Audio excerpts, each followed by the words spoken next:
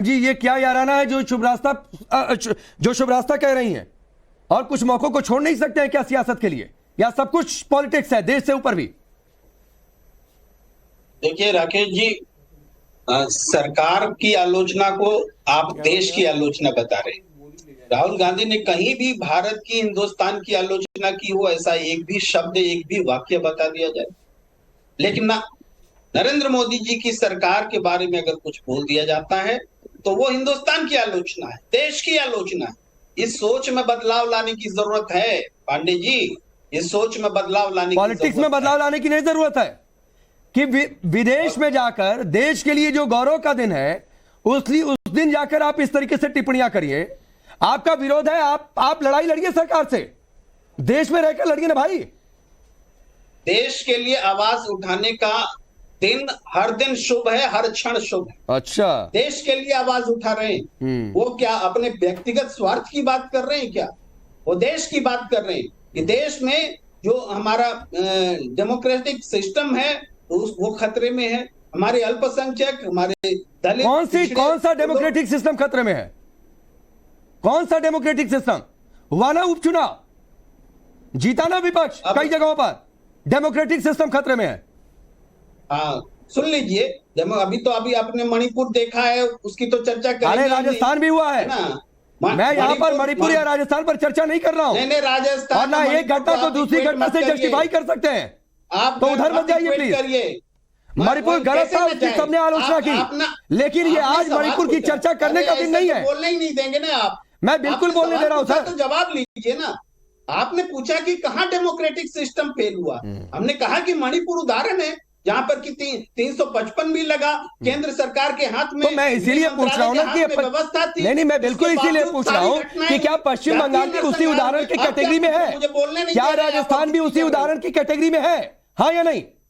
बलात्कार की घटना तो मिनटों में हो रही है देश में, लेकिन सिस्टम कोलैप्स होने की घटना, लेकिन मुद्दा सिर्फ मणिपुर बनेगा। सुरक्षा बल मौजूद हो, जहां पुलिस से खींच करके एक जाति के समूह का व्यक्ति दूसरे जाति समूह की महिला को नंग परेड कराता हो, ऐसा क्या राजस्थान में हो रहा है?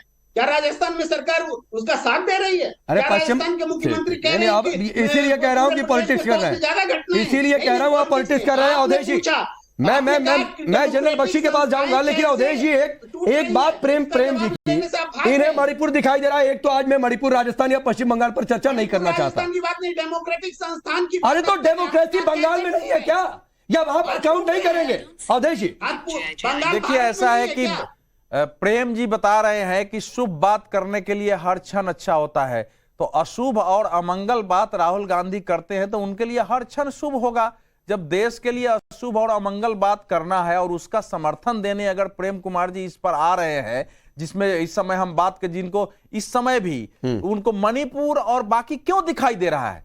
क्योंकि जो आरोप आप लगा रहे हैं कि देश में लोकतंत्र खत्म है, माइनॉरिटी पर अटैक हो रहा है, दलित पर अटैक हो रहा है, वो सच नहीं है। जब सच नहीं है, इसको साबित करने के लिए आपके पास तथ्य नहीं होते हैं, तो आप मणिपुर और फलाने जगह जाते हैं। राहुल गांधी इसलिए बार बार बोल रहे हैं कि 2017 से उन्होंने बोलना शुरू किया, 2017 से 2023 तक विपक्ष के मारे विदेश की किसी सरकार ने जो अधिकृत रूप से है उनकी बात का समर्थन नहीं किया। तो जब बार बार आप एक बात बोलने जाते हैं, आपको समर्थन नहीं मिलता है, तो आप अपनी फ्रस्ट्रेशन में बोलते रहते हैं। लेकिन मैं आपसे पूछ रहा हूं, उन्होंने कहा कि लोकतंत्र, तो ये फ्रस्ट्रेशन है राहुल गांधी की? राहुल गांधी का 100% फ्रस्ट्रेशन है, क्योंकि आप ब्रिटेन में लौट के आए और ब्रिटेन के प्रधानमंत्री कह रहे हैं कि भारत नरेंद्र मोदी की लीडरशिप में दुनिया को दिशा दिखाने के लिए आगे बढ़ रहा है। वो कह रहे हैं भारत के साथ मैं मिलकर के कट्टरवाद के खिलाफ, आतंकवाद के खिलाफ हम मिलकर काम कर रहे हैं। और ब्रिटेन में बोल के आए थे ना, ब्रिटेन के प्राइम मिनिस्टर बोल रहा है।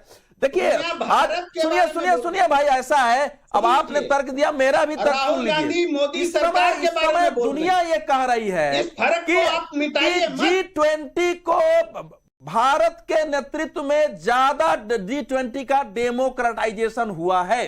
भारत ने बताया है कि दुनिया की समस्याओं का समाधान ज्यादा समावेशी, ज्यादा लोकतांत्रिक तरीके से हो सकता है। इसीलिए उसने 125 ग्लोबल साउथ का सम्मेलन बुलाया, फिर अफ्रीकन यूनियन को दिया। तो जो देश छोटे छोटे देशों की आवाज उठा रहा हो, जो देश महिलाओं के इंपावर के लिए सम्मेलन कर रहा हो, जो देश विपक्ष और सत्ता पक्ष को छोड़ करके 60 शहरों में 220 सम्मेलन कर रहा हो, क्या वो प्राइम मिनिस्टर और देश और लोकतंत्र विरोधी हो सकता है? तो ये तो प्रमाण दुनिया के सामने हुआ है। तो इस प्रमाण के विरुद्ध आपके पास कुछ नहीं, तो आप बार बार बोलने जा रहे हैं। ठीक है।